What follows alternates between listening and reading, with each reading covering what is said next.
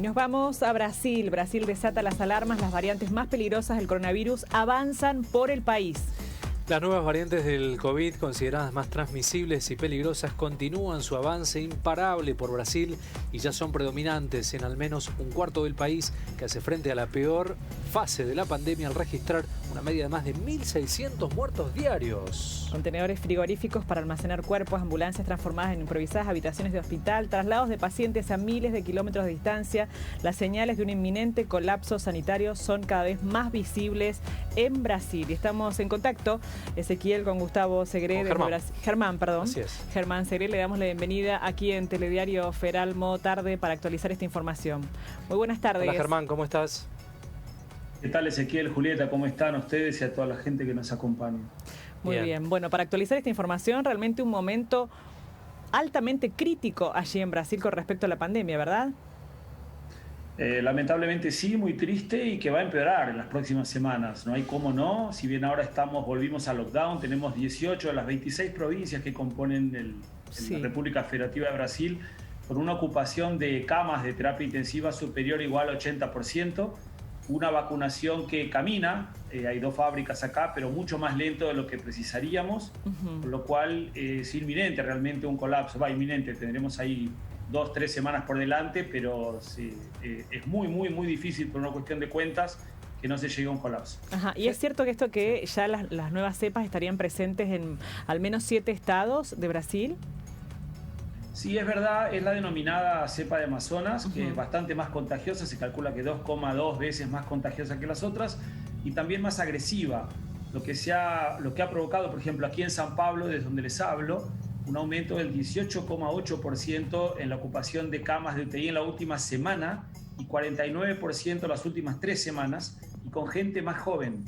Esos son los 2 cambios, la velocidad de contagio y que antes era más limitada a gente con comorbilidades o gente de edad y ahora no. De hecho, un gran amigo mío estuvo 11 días entubado y es profesor de Jiu-Jitsu, tiene menos de 40 años, es atleta y no obstante eso acaba de salir de terapia intensiva. Uno de los títulos que nosotros tenemos en el videograf es Bolsonaro no implementa medidas. Digo, ya pasó la situación de COVID, la primera etapa fue bastante compleja. A tu criterio, ¿cuál es la decisión política de Bolsonaro de no implementar medidas ante una situación tan extrema? Bueno, lamentablemente como piensa Bolsonaro no lo entiende creo que ni el propio Bolsonaro. Él se ha manifestado explícitamente contra el aislamiento, contra el uso de máscara y contra las vacunas. Inclusive ha manifestado que él no pretende vacunarse. Con lo cual realmente es difícil para mí o para cualquiera decir qué es lo que piensa Bolsonaro. En paralelo, gracias a Dios la separación de poderes hace que acá el Senado Federal y el Congreso esté liberando a los municipios y a las provincias a que puedan hacer sus vacunas y que el gobierno federal haya finalmente cerrado un acuerdo con Pfizer que no va a resolver el problema, insisto. Fíjense que estamos hablando de un colapso en 2 a 3 semanas y estas vacunas nuevas que se juntan a CoronaVac, que es China y es fabricada aquí en San Pablo en el Instituto Butantan, y a Oxford AstraZeneca, que es fabricada en el Fiocruz, en Río de Janeiro, cada una con una previsión de 100 millones de vacunas en los próximos meses. Se juntan 99 millones que compraron de Pfizer, pero de los cuales apenas 9 millones van a llegar hasta junio. Entonces vos tenés un nivel de vacunación muy lenta para un país con más de 210 millones de habitantes, con muy pocas camas de UTI.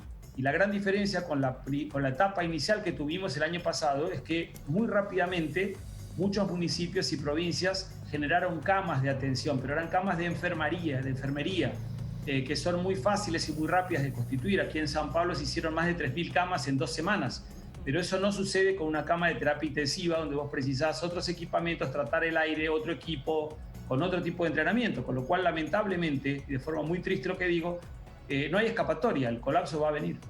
Pero ¿cuál es, Germán, el clima social, bueno, con esta situación, con este colapso inminente y el presidente que de alguna manera sigue negando, ¿no?, esta pandemia y, bueno, la peligrosidad del coronavirus? Mirá, por ahora acá no hay manifestaciones como la que a ustedes mismos acaban de divulgar en Paraguay. Todavía no las hemos vivido en Brasil.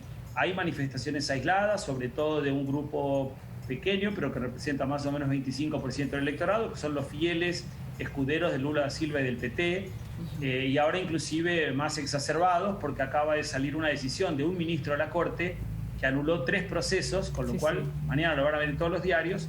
Lula provisoriamente vuelve a tener derechos políticos y hace muy poco midió mejor que Bolsonaro en una encuesta, con lo cual el clima político va a estar mucho más caliente y enrarecido en las próximas semanas. Casi que le está haciendo la tenso, campaña a Bolsonaro a Lula con esto que hace. Ya no vamos a meter de lleno en este tema, Germán, pero leí algunos títulos que tienen que ver con esto que nos llega, ¿no?, a Argentina. Contenedores frigoríficos para almacenar cuerpos, ambulancias transformadas en improvisadas habitaciones de hospital. ¿Es tan real esta situación? Escalofriante, realmente. Sí, depende del lugar. Como les dije, yo les hablo de San Pablo. San Pablo, si uno ve el mapa de Brasil, es la mitad de la mitad, es el sudeste y es un estado rico. Pero Brasil tiene dimensiones continentales y hay diversos municipios que están transfiriendo enfermos justamente porque están colmados. Hay lugares donde hay fila para acceder a terapia intensiva. Lo que ustedes relatan es en algunos municipios del Rio Grande del Sur, Porto Alegre, por ejemplo, que es la capital, donde ya tienen el 100% de ocupación, en algunas ciudades de Paraná también. Entonces tienen que salir improvisando justamente. La morgue no hace cuenta de recibir los cadáveres, entonces se improvisan en contenedores refrigerados y cualquier lugar que sea próximo de una UTI, de una unidad de terapia intensiva, debe ser aprovechado.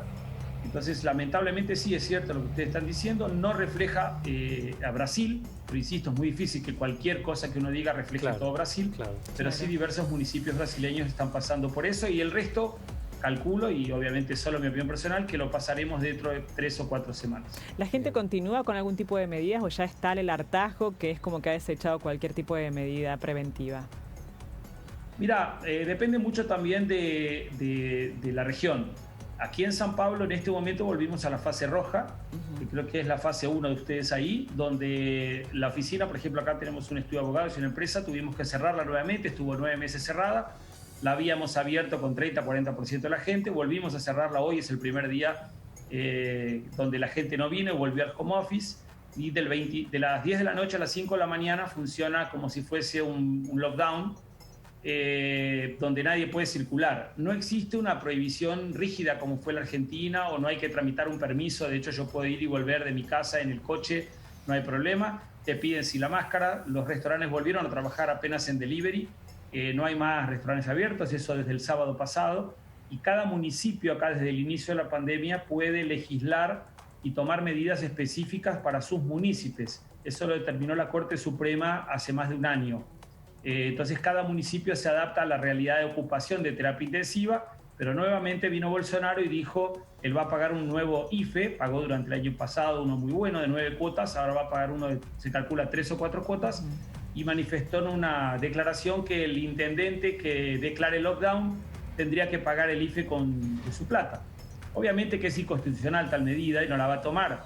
Es una bravata más de Bolsonaro que muestra, bueno, el perfil de Bolsonaro. Es coherente al menos Bolsonaro con su perfil. El título de los diarios a esta hora en Argentina, imagino que en el mundo, es: anularon todas las condenas relacionadas al lavallato de Lula da Silva y podría volver a presentarse como candidato a elecciones. Es el tema internacional, digamos, político, ¿no? Sí, es una media verdad en realidad. La decisión la tomó Edson Fachin, que fue un ministro inclusive colocado por Dilma Rousseff, pero que no está a favor de la corrupción del PT. Lo hizo porque no tenía opción. El nuevo ministro de la Corte, son 11 miembros, de los cuales 8 puso el PT de Lula y Dilma, inclusive Fachin.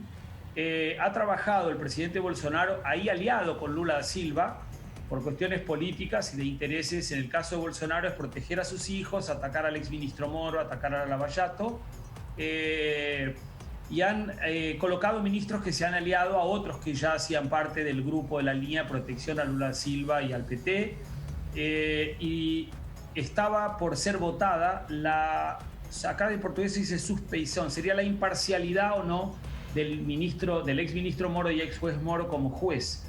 Si el voto de Cássio Nunes, que es el último ministro que entró a la Corte, que puso el propio Bolsonaro, estaba aliado a estos ministros que defienden a los intereses de Lula da Silva, o por lo menos la postura de ellos, y contra la Lava Jato. Entonces el ministro Fachin, en mi opinión, acá como abogado en Brasil, hizo lo único que podía hacer, que aunque la decisión de él parezca a favor de Lula, en mi caso yo opino que no, que fue a favor de mantener un daño menor para la Lava Jato.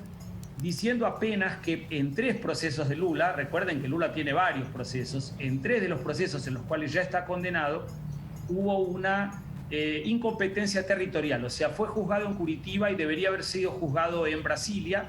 Entonces Dire anuló lo actuado por Curitiba, manda el proceso a Brasilia, y ahora podrá aprovechar toda la instrucción que fue hecha en Curitiba y dar una nueva sentencia o hacer una nueva instrucción. Hasta que eso suceda, Lula da Silva está con sus derechos políticos restaurados. Esto está muy, muy, muy lejos jurídicamente hablando de interpretar que Lula es inocente. Por favor, no confundamos cosas.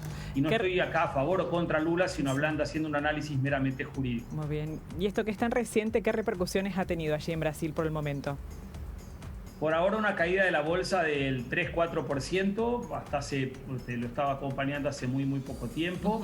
Estaba un 4, casi 5% de caída en la bolsa de valores en este momento, pero es todavía muy temprano para ver otras repercusiones. Obviamente lo único que va a hacer en lo político es desestabilizar un poco más, y luego el tiempo dirá. Todavía tenemos 2 años por delante para ver, claro que hay una decisión política y muchos intereses políticos por acá. Esto puede ser contra Lula y que realmente, por ejemplo, la Corte en Brasilia diga, ok, acepto toda la instrucción realizada y le doy una nueva sentencia, y Lula vuelve a perder sus derechos políticos. Puede que no los pierda en los próximos 2 años que tenemos hasta la elección, con lo cual eso lo favorecería a Lula porque podría ser candidato, o puede simplemente que lo pongan en baño María hasta que esto prescriba, algo lamentablemente bastante común en países como los nuestros cuando se juzga a algún corrupto. Es muy interesante, una decisión procesal que no se expresa sobre el fondo de las acusaciones que tiene Lula. Bueno, Germán, una situación compleja, como también se vive por aquí, por estos lugares, respecto a lo político, a la vacunación, bueno, países cercanos que viven experiencias similares, ¿no? Exactamente. Muy bien, Germán, muchísimas gracias por tu tiempo, por el aporte aquí a Telediario Federal. Gracias, Julieta, gracias, Ezequiel, y buenas tardes a todos. Saludos. Igualmente, hasta pronto.